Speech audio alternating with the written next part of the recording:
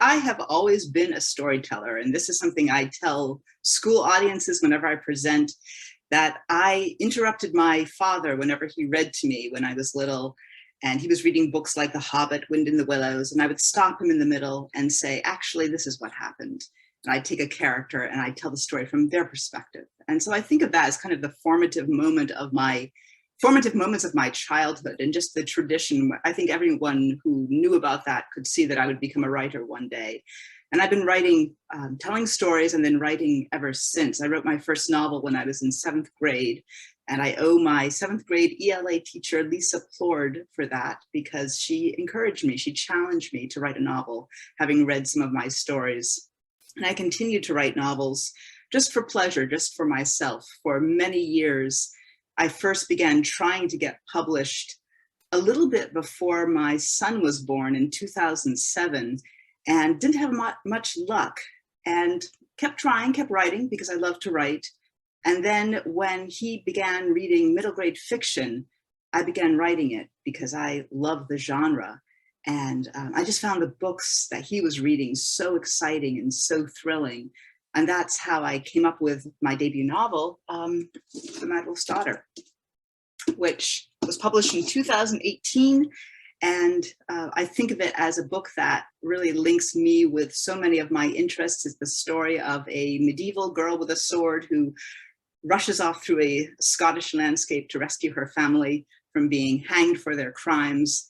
It was a load of fun to write, and full of characters that just lived in my mind and still live in my mind. And I've been fortunate enough to have 2 other books published since. Now, in the middle of all of that, I should mention that I've had a day job. I work in fundraising for cultural nonprofits, which is a really fun day job because it allows me to tell stories to a lot of people about the work that my organization does. And that's something I always want people to know, that most authors don't support themselves by their writing alone. And you can still be an author, you can still be a writer, you can still feel this profession deep in your bones while doing something else that pays the bills.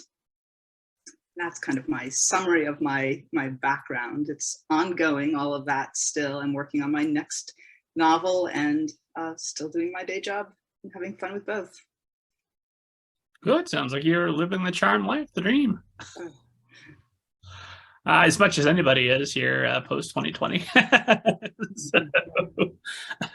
Well, a question I had for you is as you're describing you interrupting Mr. Tolkien to say, "No, get out of here, sir. Let me tell your Hobbit story better than you can." Now the shoe's on the other foot. You've got 3 books out there. If young readers are stopping their parents in mid-sentence in your book and taking over and saying what Drest is going to do instead, strong feelings about that? I think that's fabulous. If anyone wants to write fan fiction about any of my work, I would say go for it. I think that's just wonderful. I've had some students create their own stories, actually, or their own art that goes with the books. I've had a 4th grade class actually here in Maine tell me what they want to happen next. And they've actually constructed a potential 3rd book for me with lots of ideas, a lot more violence than actually I put into my work. But I just think that's wonderful. And I welcome anyone who wants to take any of my characters and create their own based on it. Because once you take a character and you start writing with it, no matter who started the character, it becomes your creation and you put yourself into it. So if any young reader wants to do that, I would be immensely flattered. I wonder if you are having a conversation with an editor in the future about this. This is maybe a little bit too violent for children. Take out those notes from the kids. I'm like, nope, this is what they want. They're way more violent than me. There was a story that actually that the teacher of that class told me that they were reading the end of the 2nd book. She was reading that aloud to them, and the students were chanting, "Kill him, kill him." I thought that's not what I was trying to inspire, but. Give the children what they want.